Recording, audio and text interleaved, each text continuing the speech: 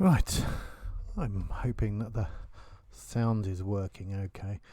If it's not, give us a shout. Good evening, welcome. This is lecture 8 of the Free University Brighton Plato and Deleuze course. Today I'm going to be talking about Deleuze, probably more than Plato. But we've got 2 more weeks after this. And what I'm going to be doing in those last couple of weeks, I think, is trying to speak a little bit more about the sophist in light of Deleuze, I suppose. For my Free University of Brighton students, there'll be a seminar at 8 p.m. on Zoom, and the details are in River as usual.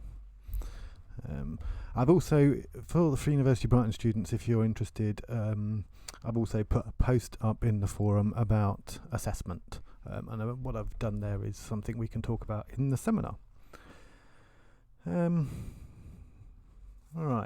so I want to just kind of recap what we've been doing so far, I suppose, a little bit of what we've been doing. So just in broad terms, one of the things we've been trying to do is get to see the operation of the dialectic at work inside Plato, and in particular through this process that's called division and collection. And I've introduced from the beginning this idea that Deleuze would add this extra word selection in there. And so we're talking about the dialectic in Plato. And the dialectic in Plato is as it were, it's a method of thinking. It's a method of trying to get to the right division, to select the right from the wrong, the better from the worst, these kind of things. So it's a method of thinking. That's what the Platonic Dialectic is. And it's organised in response to, it's reorganising, I have said. It's a mode of reorganising already existing ideas, already existingly organised ideas. And this is something that it's doing for Plato as well. And within that context of the Platonic Dialectic reorganising already existing ideas, reorganising things we might think of as daft or stupid and correcting things in some senses, perhaps, in the context of that, the role of the ideas and the forms is central for Plato. Not necessarily, as I've said, as something that he fully advocates, but as a kind of a learning process, a tool, and so positing the existence of ideas in some sort of transcendent realm, some realm beyond us, some realm beyond time, some realm beyond space, as a kind of starting point for understanding what objects are. This is often used as a kind of it's not a thought experiment, but often used as a way of trying to get us to think about the relationships between objects and ideas more generally. You know, what exactly an object is, not just a sort of straightforward sensation relationship to it, but to try and understand it as intelligible. And so the Platonic discourse, let's say, the Platonic way of doing philosophy, one of the points of this is to sort of suggest that it's not trying to persuade you of something, trying to persuade you of some content. What it's trying to do is present you with a method and the practice of that method to enable you to think about objects in the world around you and ideas in the world around you and the relationships between these, and as such to think about our knowledge of those. So that's one of the ways in which we've been trying to read Plato, and then I've added in the last couple of weeks this kind of Deleuzian addition, or this Deleuzian sort of different take on this, which is to suggest that within Plato there are kind of 2 different dynamics. There is the dynamic that validates the copy-object relationship. So an idea is then copied by the object in a relationship of resemblance. And so there's an element of Plato that kind of advocates for this, but there's also this other element that comes out, and that Deleuze wants to emphasize. There's this other element that comes out in the text and in the discussions, where the relationship is between the idea and the object through a kind of relationship of difference, not resemblance. And here it's not a copy, not an idea copy object, it's an idea simulacrum object. And we talked a little bit about the different ways in which that relationship might be diagrammed, for example. And Deleuze is kind of pro the relationship of difference and pro the simulacra, and he's suggesting that Plato is pro the copy, pro resemblance as a relationship. And I think up to that point we're relatively uncontroversial, perhaps. But that's kind of the broad outline of what we've been trying to do so far. Give a sense of that kind of, I wouldn't say they're arguments, give a sense of that kind of understanding or reading of the world of ideas and objects.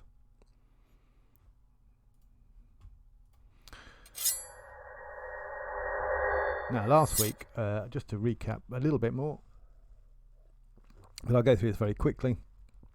We looked at the sophist a little bit. And we looked at one of the beginning moves between sophist. These are the marginal numbers 219A and 221B. And this example is the example of the angler. It's the process of division to produce a definition of the angler. And we had some interesting bits and pieces at the start of that to do with production and acquisition, experts and non-experts. And then we went down this quite long train of divisions from acquisition, taking possession, hunting, living things, aquatic, underwater. I mean, there's a whole line of those things that goes down there. I'll just bring that up for you just so you can see it again. So as you can see that this process of differentiation, each of these points is a difference. It's a division that's being made, and we're going down one side of the division in the example of the angler. And one of the things that's going to happen is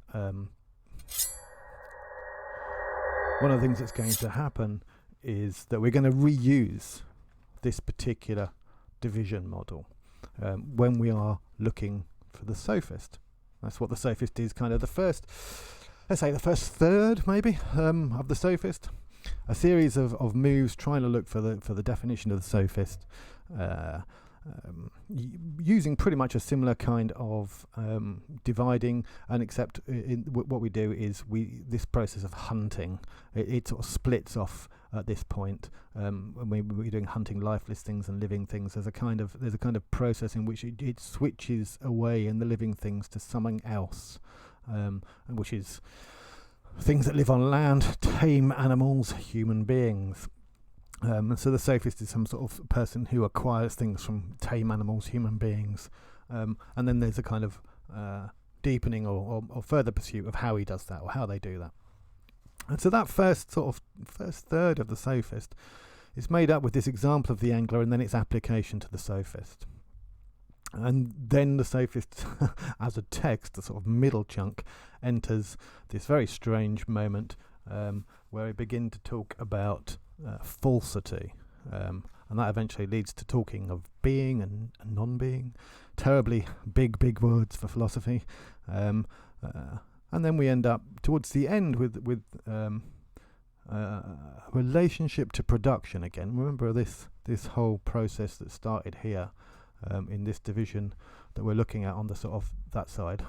This whole process begins with a sort of split between production and acquisition, and we begin to look at the sophist and what they're producing, not just in terms of knowledge and language, which is what goes on through the most of the sophist as a text. We begin to look at in terms of the divine and the human. And so the sophist kind of takes us through a huge range of different arguments. It is, in a sense, a kind of exercise that we're going through when we read the sophist. But its aim is constantly being pushed towards this choice, this decision. It's an attempt to expel the sophist from proximity to the philosopher. So that's in the context of that, it might seem odd to throw into the mix Deleuze's essay "To Have Done with Judgement," and I'm going to turn to that now. Now, one of the reasons I wanted to throw this in is because I think it's a very interesting and useful essay. It's very compressed. There's lots of stuff in it, and it's got some lovely lines, some lovely formulas that we can begin to look at, and I'll look at some of those as I go through. So it's because of its kind of capacity to inspire thought about other ways of thinking, particularly when regard to Plato, that I think it's useful. And judgment, I think, can be connected quite quickly to what we've been talking about in Plato through this idea of division. Division, collection, selection. I've already mentioned this. Deleuze kind of adds in this idea of selection.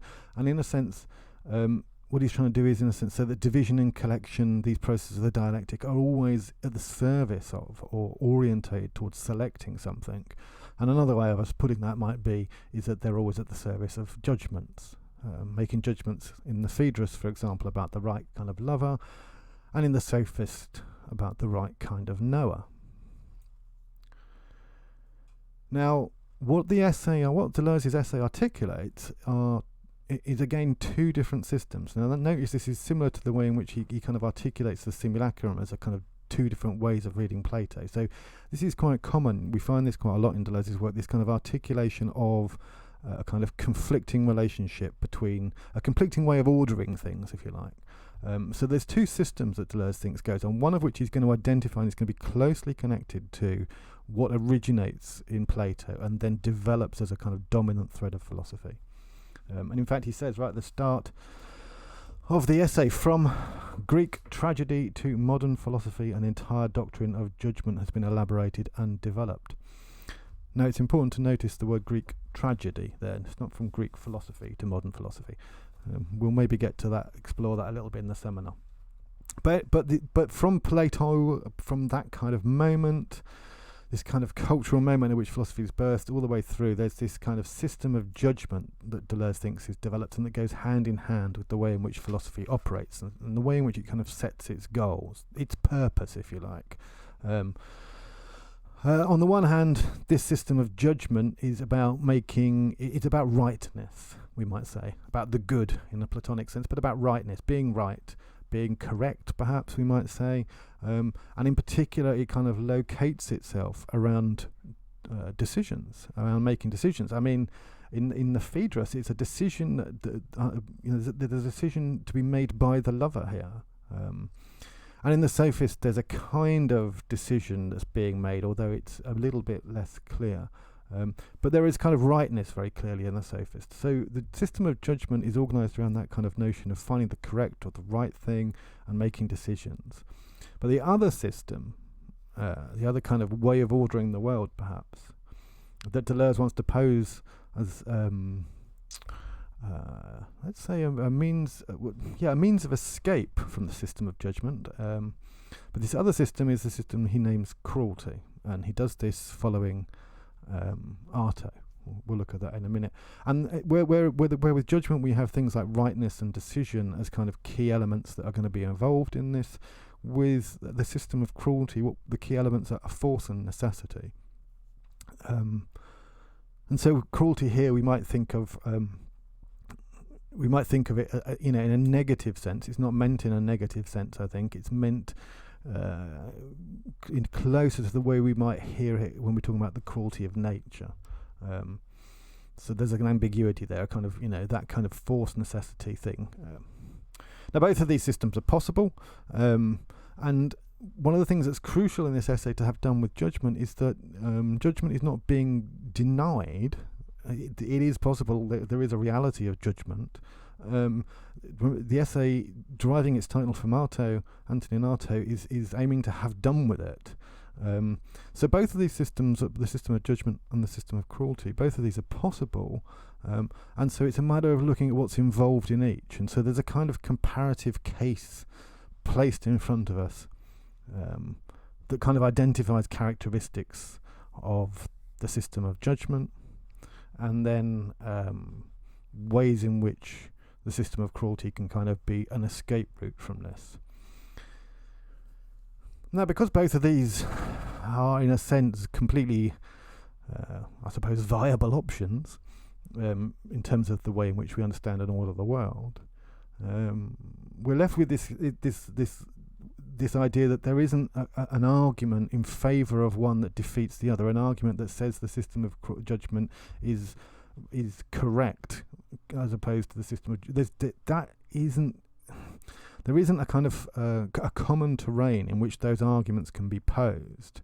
These kind of ways of ordering the world almost underpin the presentation of an argument, and it's more like an ethical question of which game do you want to play? Which game do you think is better played? Now, for most people, thinking that the game of cruelty would be a good idea it seems a bit perverse. So, and plainly in Deleuze's text, it is the system of cruelty that's being, let's say, validated, if not advocated. So why does cruelty appear to be the ethically positive choice in Deleuze? Well, in order to get there, we need to begin by thinking of this as a kind of posed in terms of being an escape route from judgment.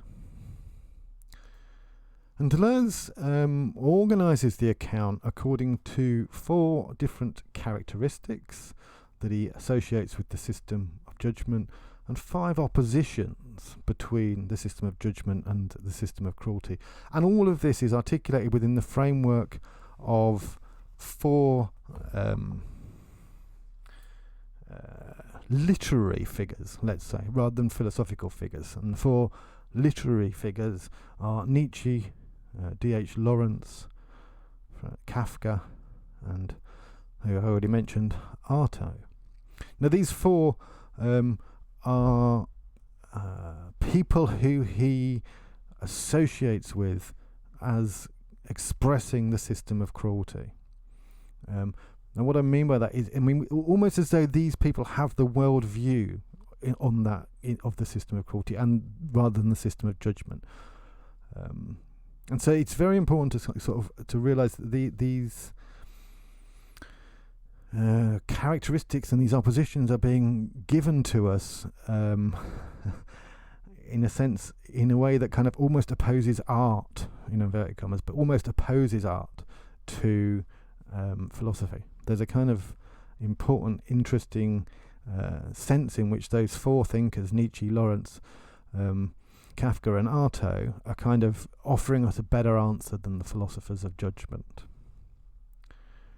So let's go through these 4 characteristics and work through them, and hopefully this will give you a kind of framework in which, if you want to look at the essay itself, you'll be able to sort of read through with a little bit more grasp of what's going on, perhaps, and you'll be able to disagree with the way in which I'm perhaps reading it for you. So the first characteristic is there's a genealogical origin to the system of judgment. And when I say genealogical origin, I'm trying to strongly indicate Nietzsche's genealogy of morals. And it's very, very clear that kind of story that Nietzsche tells between the transition from good bad to good evil and its inversion or its reversal inside the genealogy of morals, there's a kind of similar story background going on here in terms of judgment, in which the point of Greek culture at which Plato and the tragedies are beginning to come about is a point of transition, a kind of genealogical moment of development of the concept of judgment from being a localized one to being a globalized one or a universalized one, and one that's taken to infinity. And a lot of this genealogical moment of time of transition or reversal can be encountered around the concept of the divine and the role that the divine / the infinite has, the way in which it's organized in the world. Now, Artaud says something interesting. This in a sense gives us a kind of definition of what we would mean by the system of cruelty.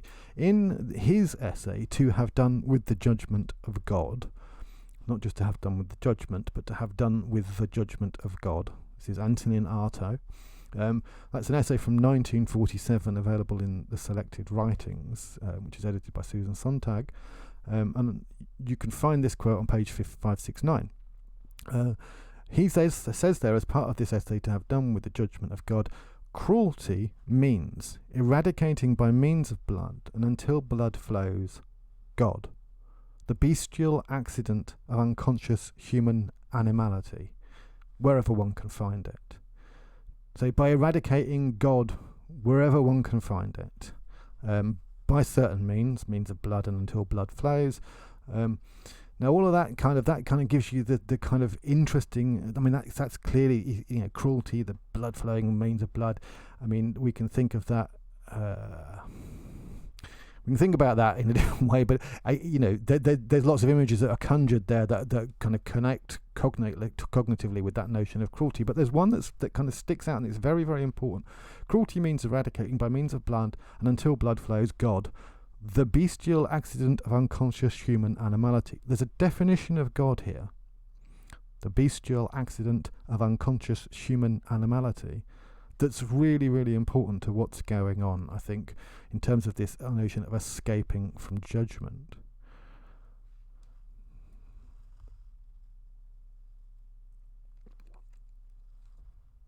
So the genealogical moment is going to be connected into Nietzsche's arguments around debt, and debt being taken from being finite debts, localized, as I say, to being infinite debts in all cases. And the infinite debt is the debt to the Creator, the universal single God, and you are in sin and all these kind of things as part of your debt.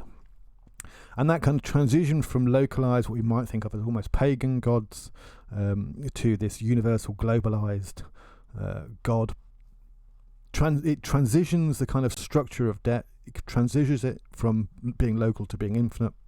And it transitions judgment at the same time, from being local to being infinite, to being in a sense, in the mind of God, rather than in the practice of deciding a particular case.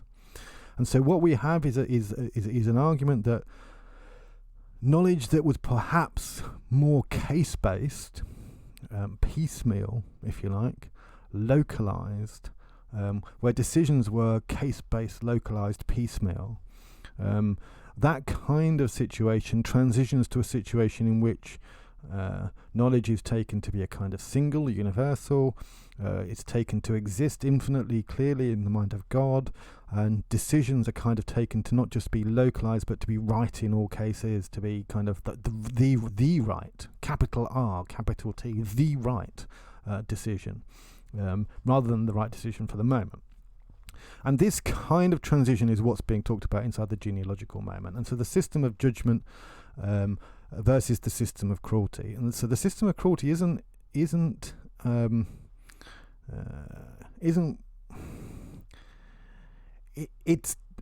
resisting the system of judgment. It's not, as it were, completely autonomous. It's not there before the system of judgment develops. It's a kind of resistance to this production of God, which Artaud calls the bestial accident of unconscious human animality. This is the way in which the transcendent idea that we were talking about earlier kind of arises and then becomes fixated upon as though it exists in a transcendent realm. It arises accidentally, God or the idea, or the form. It arises kind of accidentally, unconsciously, and it arises often from, in the case of God, from, Artaud thinks, the bestial accident of human animality, from a kind of a desire drive that's pre-human or outside of the human. And it arises unconsciously. It produces this kind of overarching figure or this overarching idea in a transcendent realm. And system of cruelty is a way of resisting this, constantly trying to resist this production of a transcendent figure. And so that's the kind of the tension that's set up by Deleuze at the first part of this essay.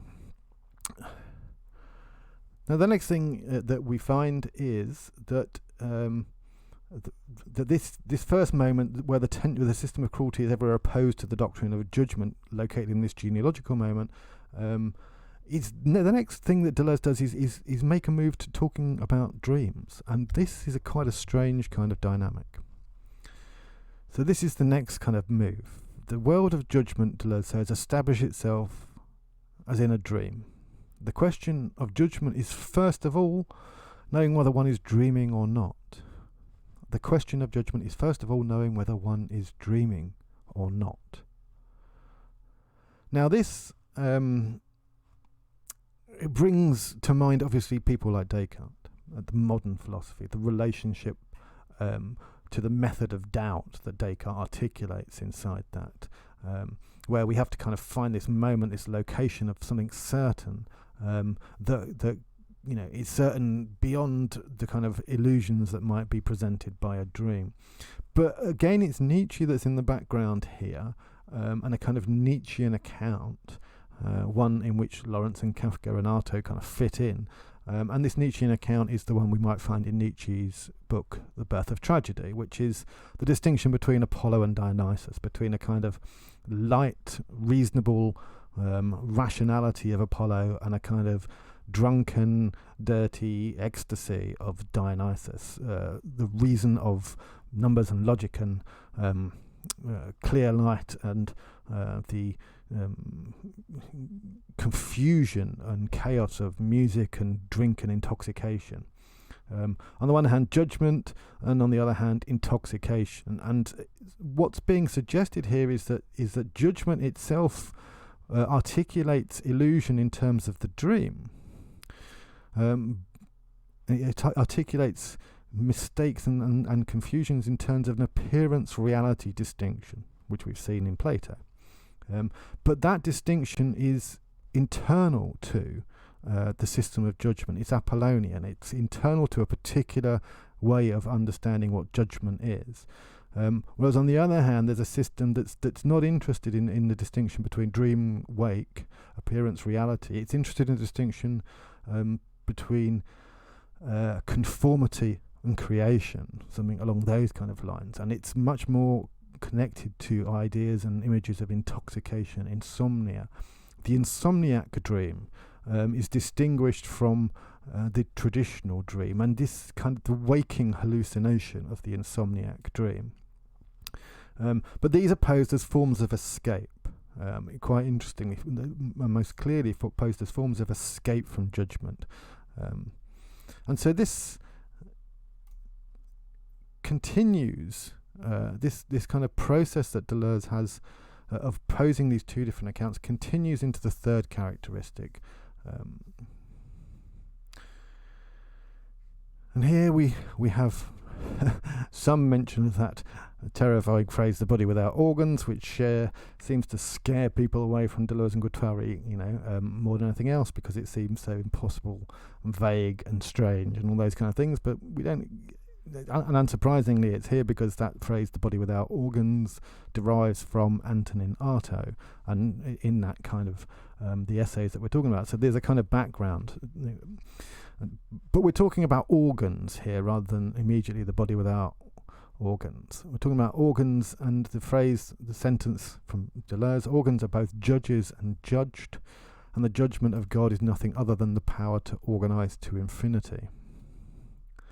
Organs are both judges and judged. I mean, this is a very strange way of thinking about organs. When we think about, our kidneys, we don't really think about them either being judges or judged, and I don't think that's enormously helpful. So what we want to better thinking about is the way in which we might consider organs of the state, the way in which we might consider things like courts of justice, the way in which we might consider situations in which social functions are carried out, and then think back to the way in which body functions might be conceived, whether they're kind of thought about in terms of the body kind of making decisions, judging, and which is very often the way we're kind of posed issues. Recently with lots of discussions around viruses and immune systems, we're often kind of given this idea of our immune system as needing to have enough knowledge about something in order to be able to make a decision in a certain situation, in order to judge whether that's the right thing to swarm with antibodies. And this kind of way of conceiving of organs, both a body and an intra-body way, and a social and a kind of extra-body way, this is part of this system of judgment. And one of the things it kind of doesn't want to take account of, I think, this is the way in which Deleuze is kind of posing it, is it doesn't want to take account of those things that either can't be fitted into our systems of knowledge, not just temporarily, and haven't been fitted into our systems of knowledge, but can't in principle be fitted into our systems of knowledge very easily. Things that, in a sense, don't conform to natural causal relations. So the system of judgment would have these natural causal relations all the way down. We'd have, absolutely everything would, in some sense, be able to be explicable. Whereas in the system, and one of the things that does is it kind of makes everything ordered all the way down to the most infinite level. Everything is structured and ordered, and everything has a reason, everything has a cause, and everything's going to be clearly understood once we get to know the mind of God, or we have some powerful computer that can work it all out. But what we're constantly forgetting about there is disorganization, deorganization, emergence of new things, acausal relations, and relations that aren't within the bounds of causality, things like the new, things like creation. There's a whole bunch of stuff, a whole bunch of relations and a whole bunch of stuff in the world that gets slipped by the wayside if everything is organized. Everything's organized into its particular judged role and function. Everything kind of wants to be part of its system and do its thing, make the right decision to have a healthy system all the way through. There's a lovely sentence that's used that kind of talks about what happens if we ignore this disorganization, emergence, new, the creative, all these kind of other elements that are kicking around, elements that we might think of as aesthetic, we might think of as experiential, or we might think of as somehow subjective, or all kind of things that we might sort of think of them as somehow some way of dismissing them in some sense. But one of the ways in which Deleuze describes it gives us some insight, I think, into what's kind of key about this. And he says the following: the non-organic vitality is the relation of the body to the imperceptible forces and powers that seize hold of it, or that it seizes hold of, just as the moon takes hold of a woman's body. And so this idea of a non-organic vitality, something that is it's not transcending the realm of everyday objects, it's not transcending the realm of everyday life, but somehow it's a different layer or level that's kind of weaving in and out of connections and impulses and influences that, because in a sense they're imperceptible, can never really be organized within our systems of explanation. We can't perceive them. We can only in a sense ever perceive effects, perhaps, or certain flows, certain changes in intensity. So these imperceptible forces, one of the problems is that these imperceptible forces, not only are they kind of often the moments at which the new, or the moments at which creation begins, it's a kind of imperceptible difference. We aren't able to encourage them within the system of judgment because we kind of exclude them. They kind of have to fit into the way in which things are organized, or they don't exist. And that's one of the great difficulties, I think, Deleuze thinks about the system of judgment, is it kind of dominates life with an idea or with a method or with a particular kind of system or structure, and doesn't learn from life, doesn't allow life to breathe. Now I'm going to take... let's just have a quick... So it's 7:36 at my end. I'm going to take just a couple of minutes, so perhaps do the same thing yourself. Stretch, have a bit of a wee, whatever you need to do, and then we'll come back and have another look, finish off our look at Deleuze.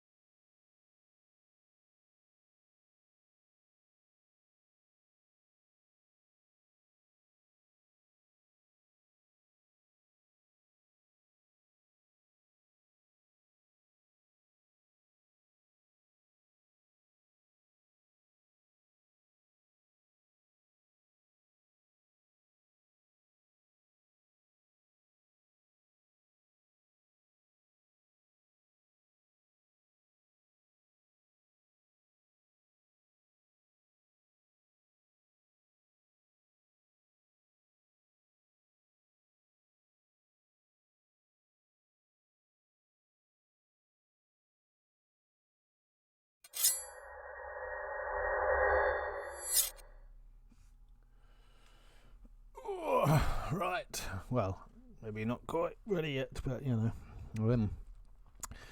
hopefully you're not completely fallen asleep. So I'm just going to kind of track back. So we're covering this essay to have done with Judgement by Deleuze, where he's posing two different systems, two different ways of thinking about the world, the system of judgment versus the system of cruelty, and the second is a kind of escape route from the first, and we're looking at some of the characteristics. So we begin with the genealogical, and we're moving through the characteristics that he establishes, these four different characteristics. So we're on the fourth one now. On the fourth one, combat everywhere. It is combat that replaces judgment. This is what Deleuze is saying. Now, it's important immediately to say it's not war. Combat, not war. And there's a clear sort of sense of this being expressed. It almost is we might almost say it's combat, not war, and that's what replaces judgment. And that if we just use the phrase "it's combat that replaces judgment," then we're missing this kind of key way in which it's being articulated. So this is Deleuze. It is the combatant himself who is the combat. It is the combatant himself who is the combat. The combat is between his own parts, between the forces that either subjugate or are subjugated. And he kind of wants to articulate this because he says there are becomings that can only be obtained through combat. Now we'll just go on with these. Combat is not war. War is only a combat against, a will to destruction, a judgment of God that turns destruction into something just. So this distinction between combat and war, this distinction between combat and judgment, intuitively it seems like there's something we understand, and there's something that we might even refer back to the dialogues, in which what's going on in those dialogues is in a sense a kind of combat. It's much clearer perhaps in the Phaedrus, a kind of combat between different parts. But the same thing is clearly there to a large degree in the Sophist, and it's there obviously in a lot of the dialogues. This kind of articulation of combat between different ideas, between different forces, and the relationship of being subjugated or subjugating. The relationship where the forces aren't kind of neutral. This, in some sense, we might call the dialectic. We might call a kind of part of that method of division and collection. One of the things that seems to be missing when we talk about dialectic as division and collection is precisely this kind of to and fro, not just between the interlocutors, let's say in the Sophist between Theaetetus and the visitor, or in the Phaedrus between Phaedrus and Socrates. It's not just the kind of conflict or interrelationship between the interlocutors in the dialogue, it's also that combat, that kind of tension between different moments in the dialogue. And we saw this very clearly when in the Phaedrus, Socrates kind of turns his back on something that he's presented, a speech about love, as blasphemous, and there's a kind of moment of internal conflict. So combat is closely connected to what we might think of as a kind of internal conflict. And it's this idea that there are certain becomings that can only be obtained through combat that I think is of great interest.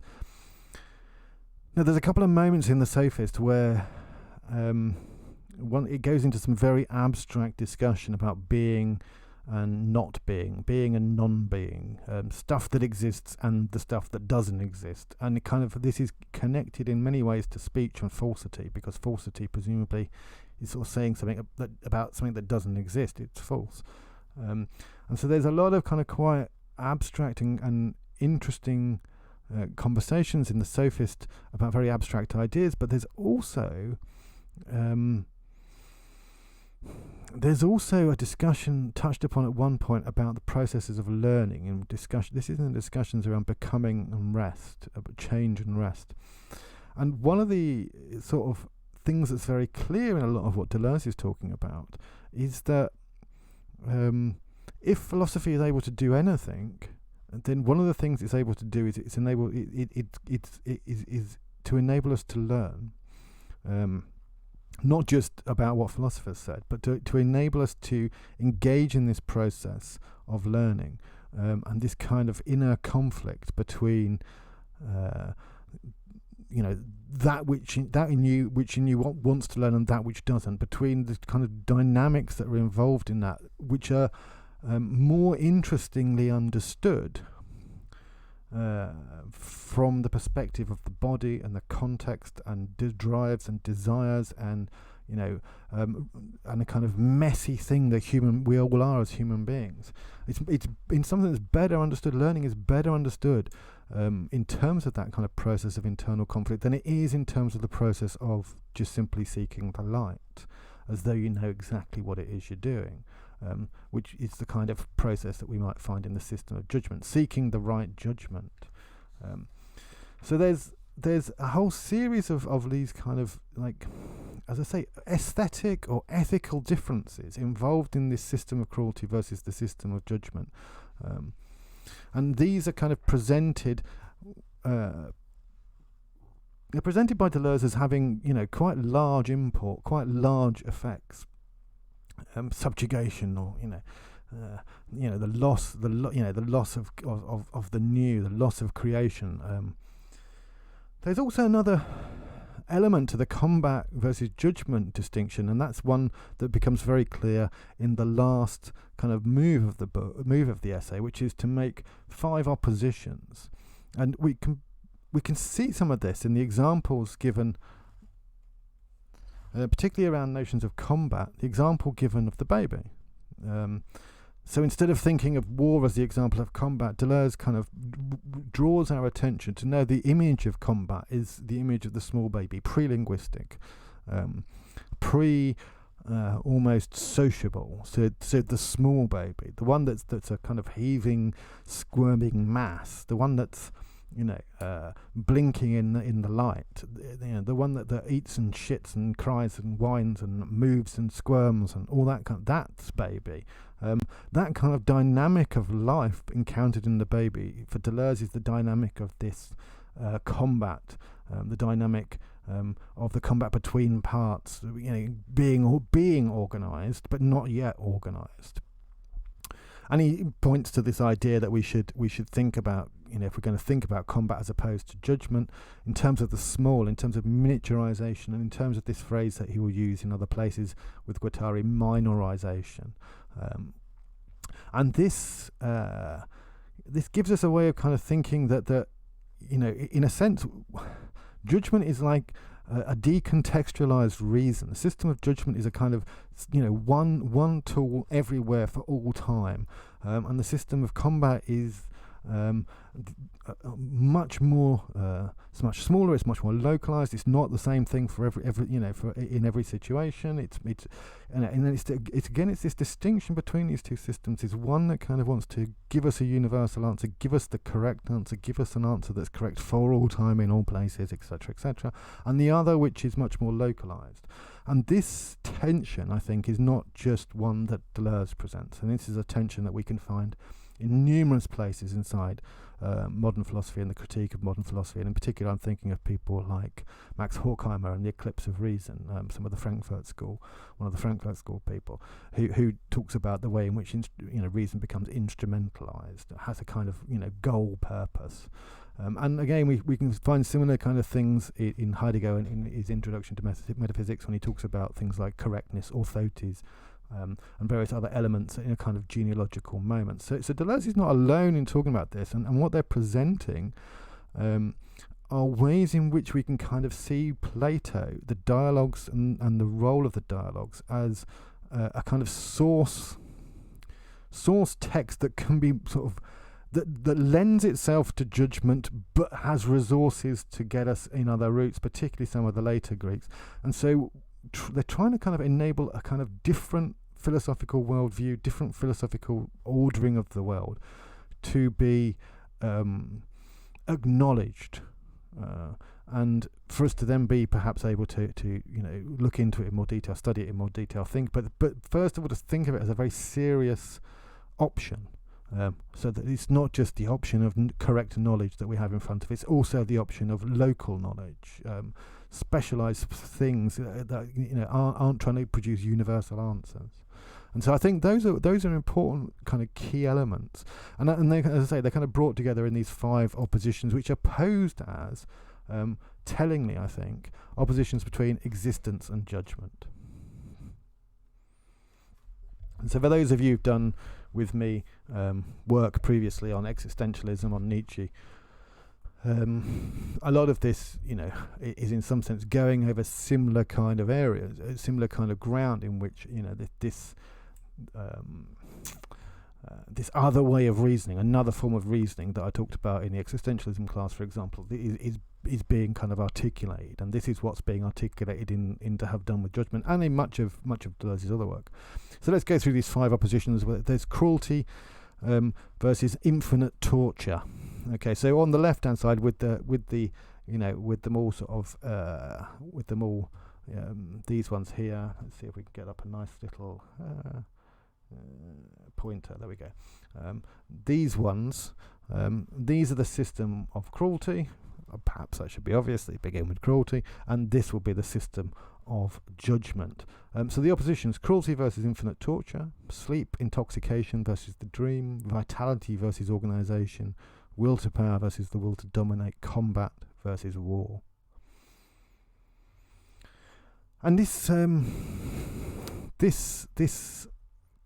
I think brings us back to that word decision that I mentioned at the start a little bit, but that we're often kind of posed with is what can philosophy do? Well, can it help us make a decision about it? And I think and when we're asked that, can philosophy help us make a decision about it? And I think often we will retreat to, us philosophers will retreat to, no, philosophy is useless and it's meant to be useless, which is a kind of, in uselessness new things are allowed to appear, and we kind of divest ourselves of means, ends, relations, etc., all of which is kind of nice, but we've kind of given up the notion of decision then, and we, whatever we may describe ourselves as doing, it looks like indecision, it looks like refusal to decision, rather than what's being done in Deleuze here, in this kind of tension between these two stories, where decision itself is actually kind of up for definition, it's up for debate. We're kind of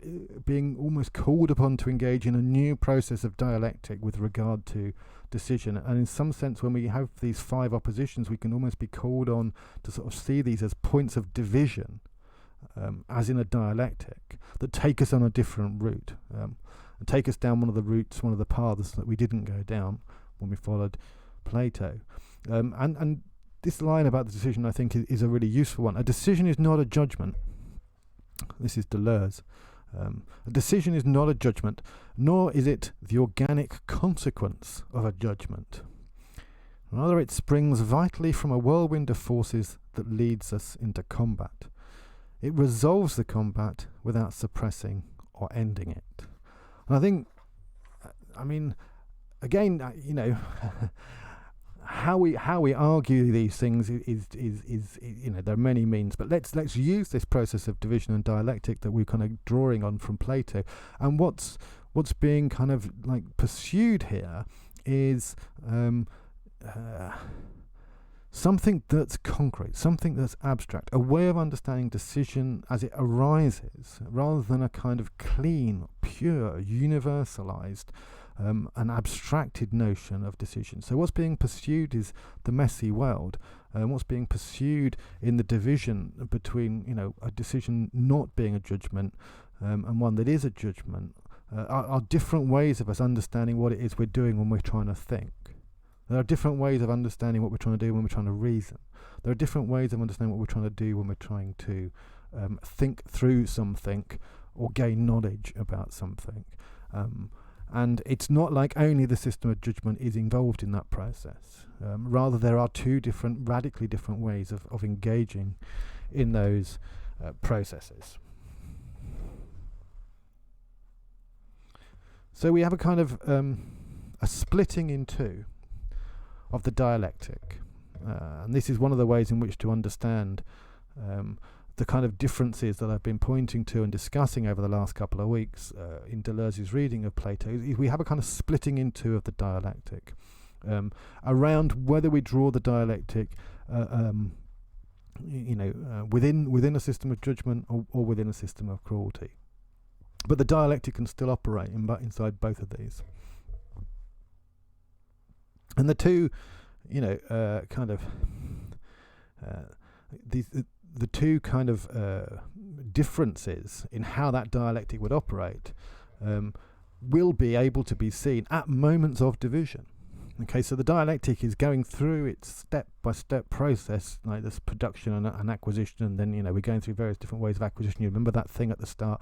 Each of those moments is a moment of decision.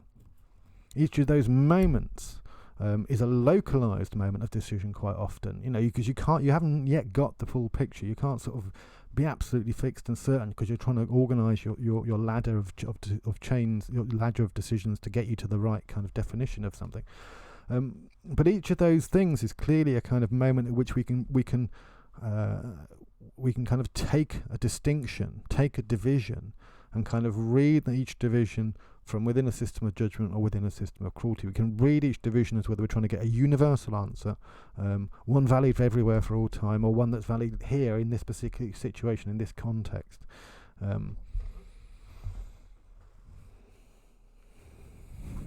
Now, one of the things that I think it bears mentioning here, and we're going to kind of finish on this point, is it's so imposed upon us, the idea that we have to make decisions and they have to be made kind of like evidence-based, reasonable, and all this kind of stuff, and yet it's so obvious that that's not how things actually work. That we're often left with a kind of sense of being bereft of any way of understanding how people make decisions around them and how things operate, and and how people make distinctions in their own life. Because if we're left with no other way of understanding what they're doing other than by saying, well, they're making some kind of judgment that's universalized, that's reasonable, that's kind of clear.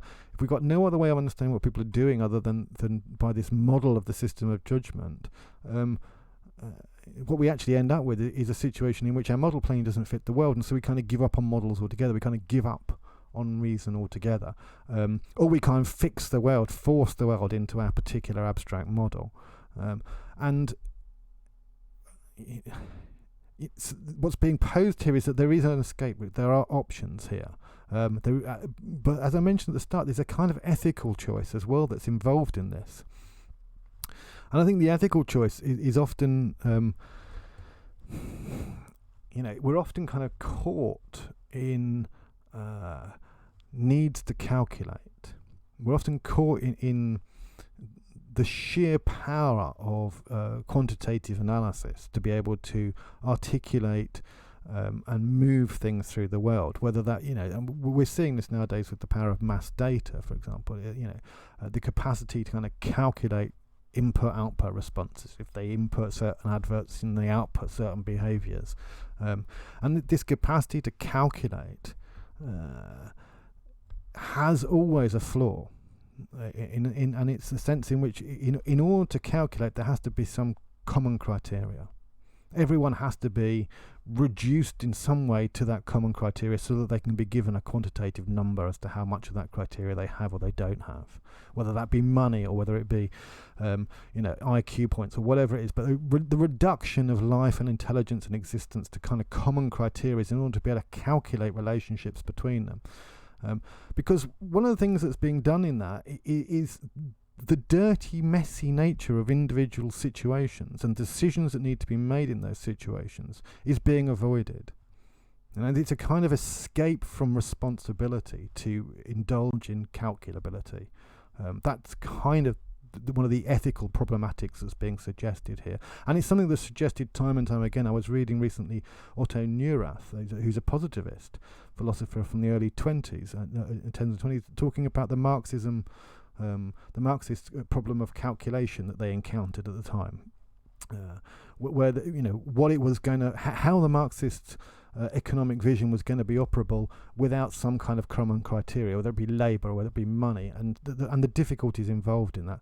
And he himself comments on exactly how how much this need to calculate, this need to reduce the messy human element to somehow avoid the difficulties with this clean model is hugely problematic, hugely problematic, and causes all sorts of unforeseen consequences. So the ethical issue that's at the back of these two ways of organising and thinking about the world, the system of judgment versus the system of cruelty, the ethical issues at the back of that for Deleuze, I think, are kind of ones that are quite relevant in many ways to when we encounter problems of our everyday life and problems of technology and decision making within capitalism. Now, whilst they offer an escape route, that escape route is still pretty vaguely sketched out, and it's not necessarily a clear answer to how to get outside of the world of calculation and have a world that's more human or more sort of localized or more particular or more attentive to the world around you. But that I think that aside, that kind of need to fill that out, which is in other spaces we can find some of that filled out, doesn't belie the fact that there's this ethical issue posed and a viable, or at least a seemingly viable route of escape from calculation offered. Okay, that's going to be the end for today. I'll start up the seminar room in a moment, so if you're from the University of Brighton, you can log in, but I'm probably going to just not be there for 5 minutes or so. Reading for next week, carry on with the Sophist. If you're in the Free University of Brighton and you have the reading list in the course outline, then go to the next text, the question then, which is an extract from What is Philosophy, Chapter 1. And obviously, if you've got that text anyway, then have a look at that, and I'll be using that. That will be the last kind of bit of Deleuze, and so basically the next couple of weeks, we're going to mainly kind of look at the Sophist, and you'll have, and I'll be commenting a little bit more on some of what Deleuze says, but primarily focusing on the Sophist. So thank you very much, everyone, and I'll hopefully catch you next week.